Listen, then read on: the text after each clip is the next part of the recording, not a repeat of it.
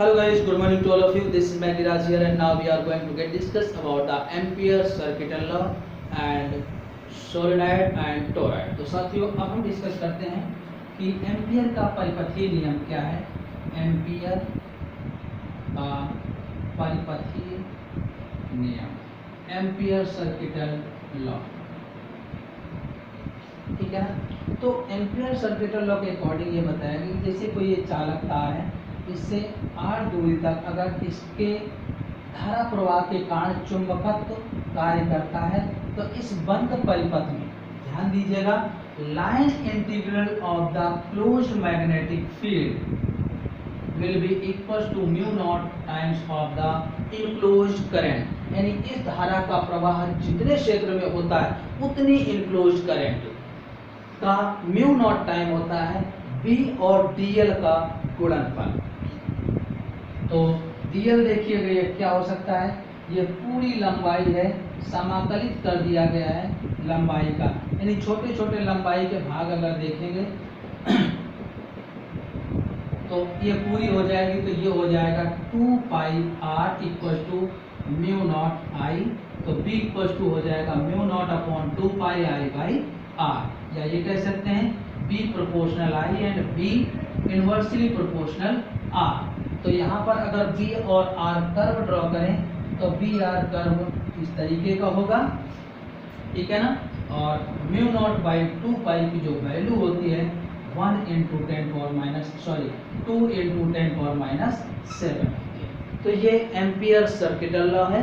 Ampere के परिपथीय नियम से चुंबकीय क्षेत्र का मान ज्ञात किया और ये इनके b और r के बीच में वक्र है। म्यू नॉट बाई 2 पाई की वैल्यू 2 इंटू 10 पावर माइनस 7 होती है, ठीक है। अब हम डिस्कस करते हैं परिनालिका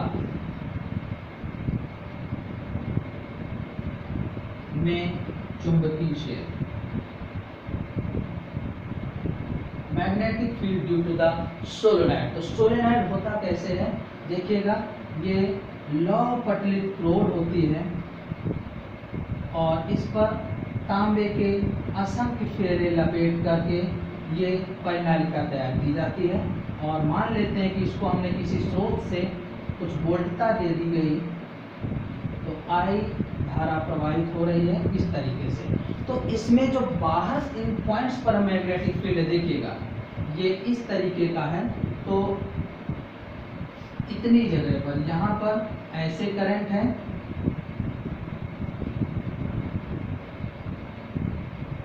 ये था, ये करंट है और ये करंट, यानी करंट डायरेक्शन ये है और यहाँ पर करंट डायरेक्शन ये है। दोनों ही करंट डायरेक्शन अपोजिट है, तो दोनों पॉइंट पर मैग्नेटिक फील्ड तो सेम होगा बट अपोजिट होगा। यानी यहाँ पर अगर मैग्नेटिक फील्ड देखें तो V1 अपवर्ड है, इसकी वैल्यू B है, और इसी तरीके से यहाँ पर मैग्नेटिक फील्ड देखें तो डाउनवर्ड है, इसकी भी वैल्यू B है। तो इन पॉइंट्स पर जो मैग्नेटिक फील्ड की वैल्यू हो जाएगी B नेट या B आउटसाइड,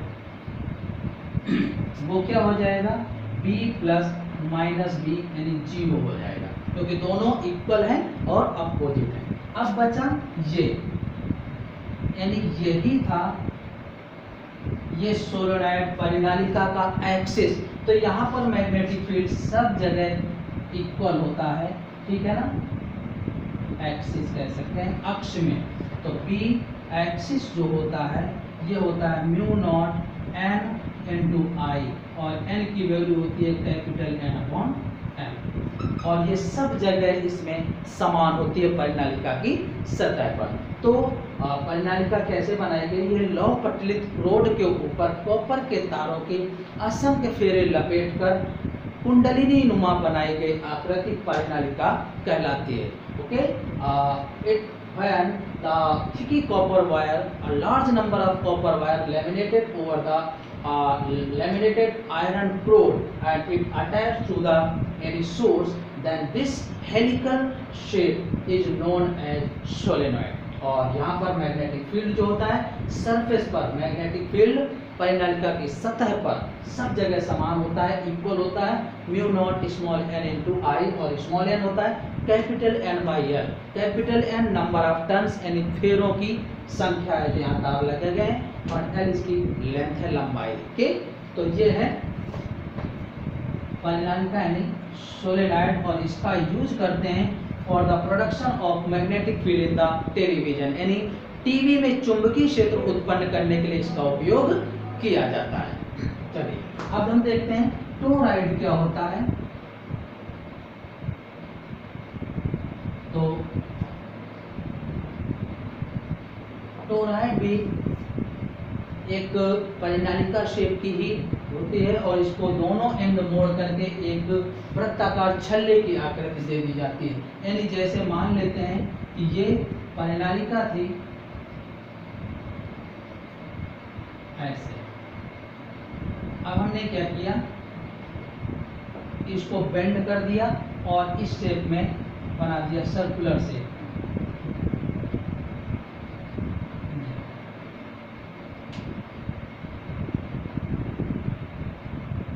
ये तो यहाँ आई करंट एंटर कर रही है, यानी इसका जनरल अगर देखें तो इस तरीके की ये आकृति होती है। एक बहुत लंबी परिनालिका को के दोनों सिरे मोड़कर एक छल्ले का रूप देना टोरॉइड कहलाता है। ओके, तो अब यहाँ पर इस तरीके से ये बहुत सारे फेरे लगे हुए हैं तार के, इस तरीके से। तो देखिएगा जब ये शेप है तो इसके अंदर वाली रेडियस r1 है और बाहर तक ये r2 है, और बीचों बीच तक के लिए ये ये मान लो r3 और ये r2 है। तो यहाँ r2 की जो वैल्यू होती है r1 प्लस r3/2 होती है। तो whenever a large solenoid, whenever both end of the large solenoid gives a circular shape, bend and gives a circular shape, then this shape is known as toroid। यानी बहुत बड़ी परिनालिका के दोनों सिरों को मोड़कर अगर हम वृत्ताकार आकृति का रूप दे दें तो ये बनी हुई आकृति टोरॉइड कहलाती है। And toroid is used for the production of magnetic field. It means we can say that toroid and solenoid both used for the production of magnetic field in the synchrotron। यानी synchrotron में परिनालिका और toroid दोनों ही संयुक्त रूप से चुंबकीय क्षेत्र को उत्पन्न करने के लिए उपयोग किया जाता है। ध्यान दीजिएगा, सिंक्रोट्रॉन। और यहाँ पर मैग्नेटिक फील्ड जो होता है बी नेट, यानी यहाँ पर कह सकते हैं कि अगर हम देखें तो टोरॉइड के इस पोर्शन में मैग्नेटिक फील्ड 0 है, टोरॉइड के इस पोर्शन में मैग्नेटिक फील्ड 0 है, बस ये बीच वाले पोर्शन में मैग्नेटिक फील्ड होता है ये यहाँ, और जिसकी वैल्यू होती है mu naught n into I, ठीक है ना। और या ऐसे निकाल सकते हैं B dot TL equal to mu naught I होता है, और जितने नंबर ऑफ टर्न्स हैं वो, तो b इंटू ये है 2 pi r2 equal to mu naught I N. तो b इक्वल टू, यानी b का मान जो b2 हमने रख किया है वो है, तो b2 equal to mu naught I N upon 2 pi r2, और n अपॉन 2 पाई r2 को आप लिख सकते हैं म्यू नॉट आई इंटू एन। ध्यान दीजिएगा ये n है, capital N upon 2 pi r2 या कैपिटल N अपॉन L लिख सकते हैं, और r2 की वैल्यू हमने पहले डिसाइड कर दी r1 प्लस r3/2 होती है। क्लियर? तो ये है टोरॉइड।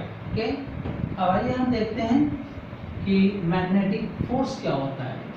दो सीधे समांतर चालक तारों के बीच चुंबकीय बल, means magnetic force between two parallel conducting wire, straight conducting wire. तो देखिएगा ये सीधे चालक तार हैं,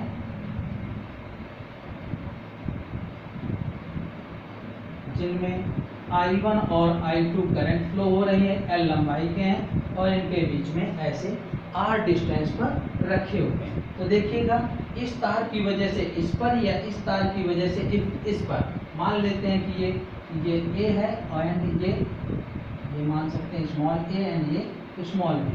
तो F a b equal to F b a equal and opposite होते हैं फोर्स, और ये फोर्स का मैग्नीट्यूड होता कितना है, mu naught upon 2 pi I1 I2 L sine theta upon R. ये होता है इनके बीच में फोर्स, और इसी फोर्स से हम 1 एम्पियर की स्टैंडर्ड डेफिनेशन भी निकालते हैं। तो ध्यान रखिएगा, ये है फोर्स, और ये इफ I1 I2 1 एम्पियर हो, L की वैल्यू 1 मीटर हो, R की वैल्यू 1 मीटर हो, तो F की वैल्यू हो जाएगी 2 × 10⁻⁷ न्यूटन।